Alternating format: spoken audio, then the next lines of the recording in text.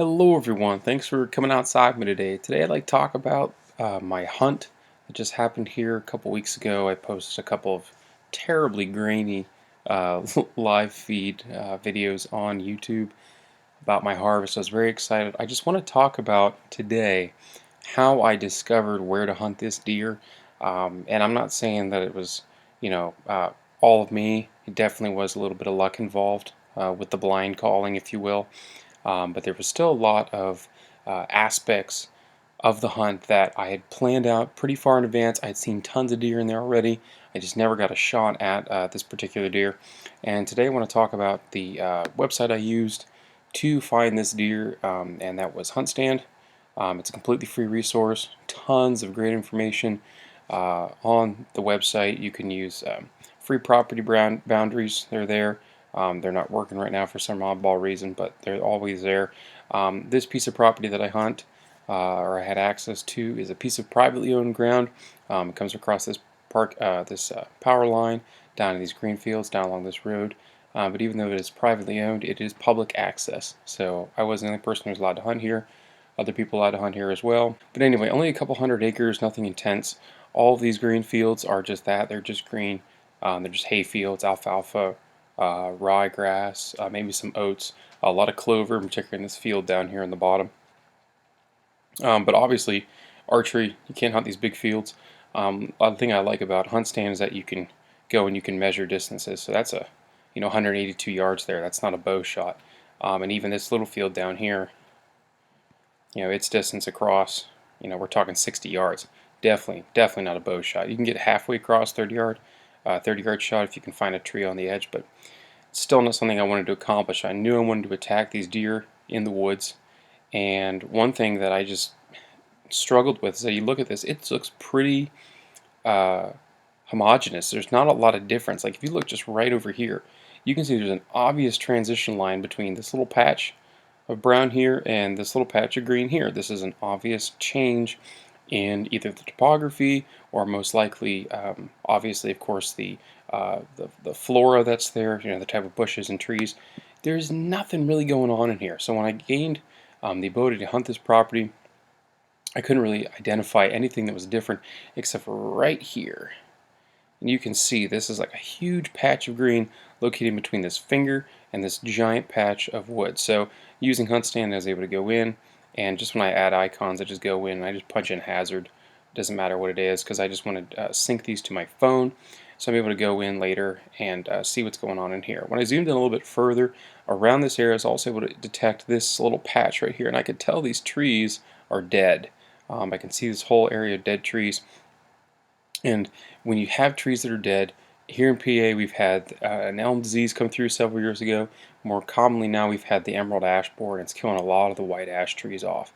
And when they're dying and their canopy expires and the limbs start dropping, you get a lot of undergrowth coming out of the forest floor, and deer have been loving to bed in that. So not only that, now I see an area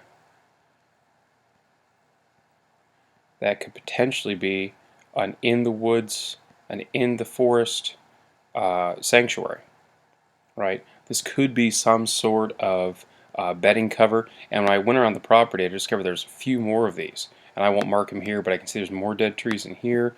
I can see there's more dead trees kind of sprinkled out throughout here, and maybe these are places for deer bedding.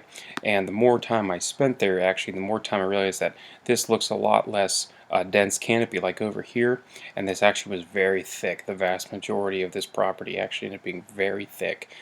Tons of bedding cover, tons of browse everywhere, and so it was really hard to find a place to put a tree stand.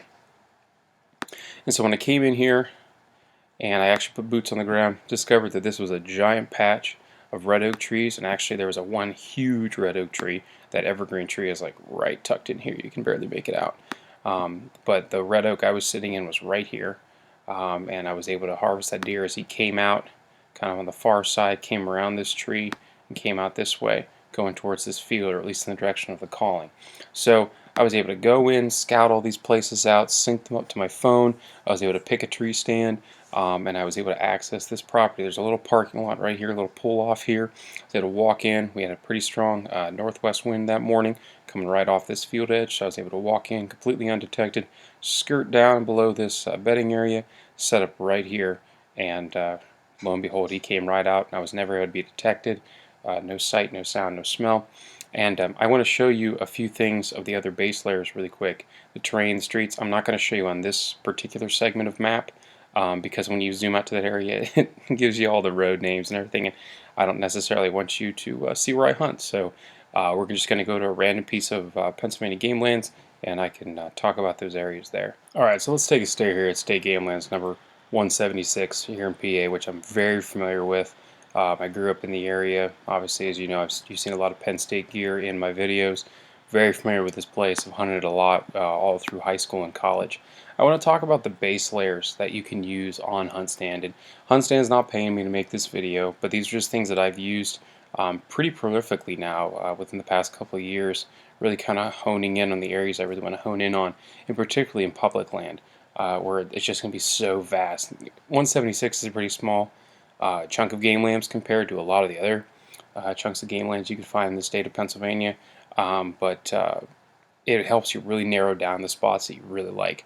The four that I use the most, at least the three, are the shaded relief, the terrain, and the topographic quad. We'll show the topographic quad as it's because it's just something that I relate to a lot. Now the problem is here is that you can't zoom in too far. You can only zoom in so much. I'm trying to click this prolifically, but this is as close as I can get. So what's nice about this is old time topographic map. So I really get a feel for not only what it probably looks like, but also what it used to look like. So there might be some occasions where you see like old strip mines, like up in here, an old clay pit that now is overgrown and thick, and you can kind of get a feel for what things were. So what I like to do when I'm using these kind of terrains and these type of things, if I see, for example, here's a nice little funnel coming right here between these two points, these two knobs that come off. I kind of have a saddle coming through here. What I will do is I'll make a line, and I'll just go right off the points of the topography, all the peaks. I'll just mark it as a road. It's kind of whatever. And then what I can do is I can go back to the satellite imagery, and now I can see what that looks like in today's modern world. So I know now that I have a draw coming through here, and I can even come down here and I can use the terrain, which is a much more modern thing. You can see that I'm kind of off a little bit from the original cartographer's mapping. So, but still, it's an idea. Like, and I can put in more icons. You know, up here we have a top, so I'll just mark it as a hazard for now. Again, right up in here, I got another the tallest point. Again, another hazard. I can mark that, and I can go back to my satellite or my hybrid, and I can see what those look like. So I can see this kind of looks like this gnarly pine area, but I can see we have a trail that comes down through here. Maybe deer trying to funnel through here, coming down into this area. I don't know. This right here is Scotia Game Lands shooting range, so I know that probably deer aren't going to camp out back here too much because these are all the backstops over here. But this whole idea of this is a knob, here's a draw, here's another knob, here's some particular kind of food plot or something the game land has put out here. So maybe you have deer that bed on top of this knob, come down this food plot, or come down these spoil grounds.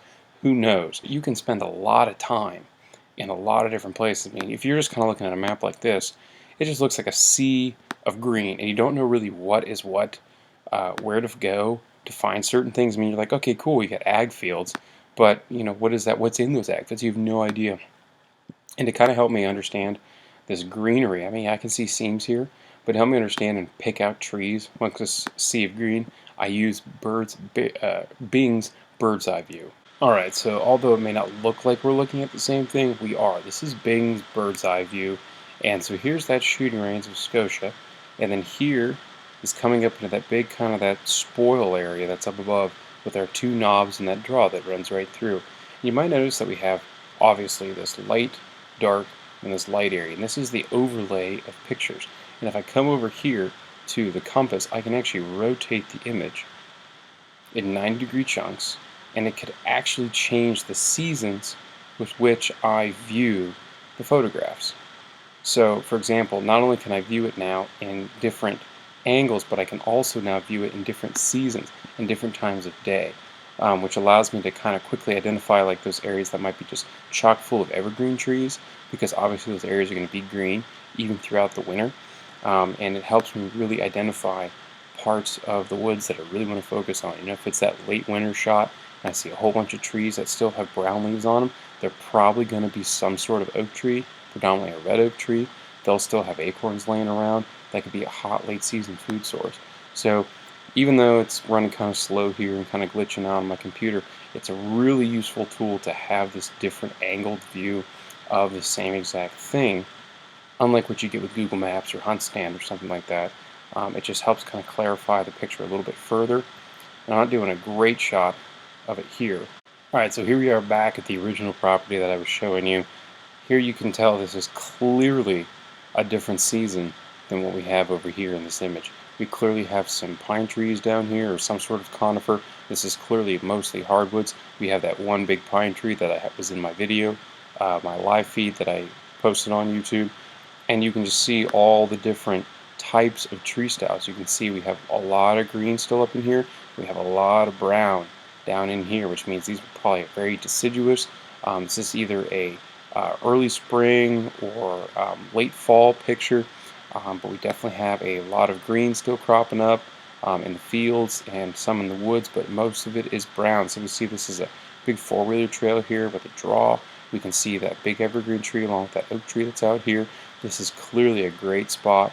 I picked a good spot to sit in, and I was able to arrow a deer out of it. And of course, if I zoom out, we can see down here, this is all fall, right? All this beautiful foliage down here.